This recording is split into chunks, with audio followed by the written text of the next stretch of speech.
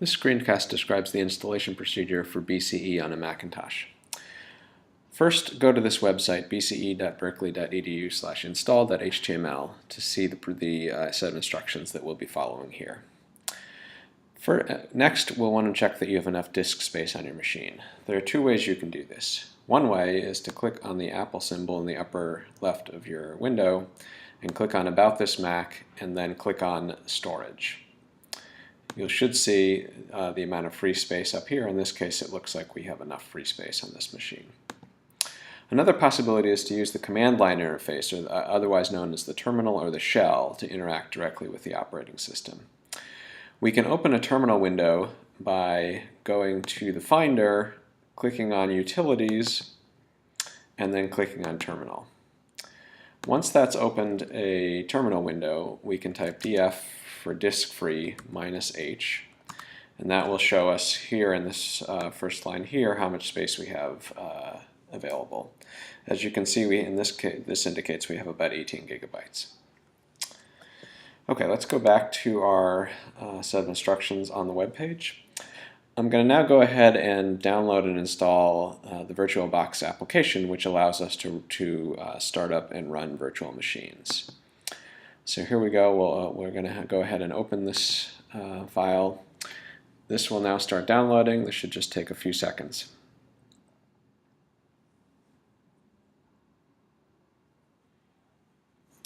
Okay, once that's done, we're going to go ahead and double click as the instructions tell us to do. Hit continue again, and then hit install. We'll have to enter our password to allow installation of new software. This should install the VirtualBox application in the applications directory on your machine. This might take a minute or two. Okay, looks like it went more quickly than that. Okay, we can now close this. Going back to our instructions, the next step is to actually download the what's called the virtual machine appliance for BCE. This is a rather large file, about 3.5 gigabytes, so we recommend that you do this on either a fast wireless connection or, even better, a fast wired Ethernet connection. We'll go ahead and start the download here. Click on Download. Click on Save File. This should start downloading the file to the Downloads directory in your home directory on the machine. As you can see, with my relatively speedy wired Ethernet connection on this machine here on campus, this is going to take about 10 minutes, but on airbears or a slower connection, you may find that this could take an hour or more. Okay, once your download is complete, we're ready to go on to the next step. Before we do that, let's make sure that the download has completed and you have the full complete file that you need. One way to do this is to change back to that terminal that you had open, to change directories to the downloads directory, and then to list out the files in long format to see to make sure that you have the full complete file. You should see that you have the download and that it's about 3.6 gigabytes. Another way to check things is to run the md5 command on the file. And once you do this, this will take a few seconds, but you should see that it reports back a string of letters and numbers that should match that's provided on the BCE webpage. So here we see that we have this long string that starts with 3D2 and ends in 751FC, and we can see that that does indeed match the checksum provided on the BCE webpage. Okay, so we have the full complete .ova file. Let's go ahead and open VirtualBox and import the appliance into VirtualBox. So we can do this by going to the Finder, going to Applications, and then double-clicking on VirtualBox. Okay, the next step is to go ahead and import the appliance. So we'll go to File and click Import Appliance, and then we'll navigate to the .ova file that we want to import. One thing to note here is that, of course, if you've just downloaded the file, we're going to navigate to the downloads directory. Another option that would avoid having to do the full download is if you're provided with the .ova file on a flash drive, you don't need to actually copy that full 3.6 gigabyte file onto your hard drive. You can just leave it on the flash drive and navigate to the flash drive here. For our purposes here, we're going to navigate to the downloads directory because that's where our .ova file is.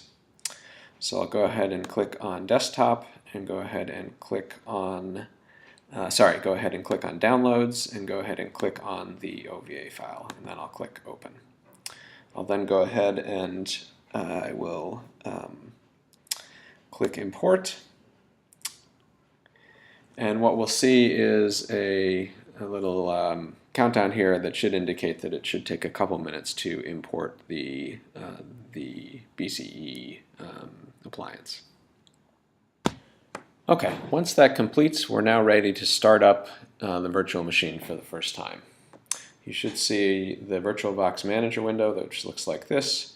You should be able to click on the left-hand side on the tab indicating BCE 2015 Spring, and then hit Start.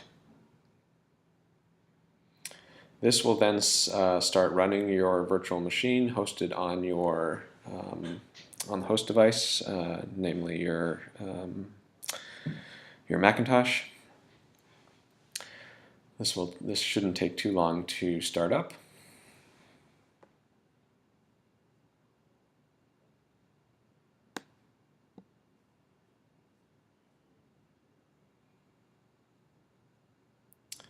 And now it's started up, and what you see in this window is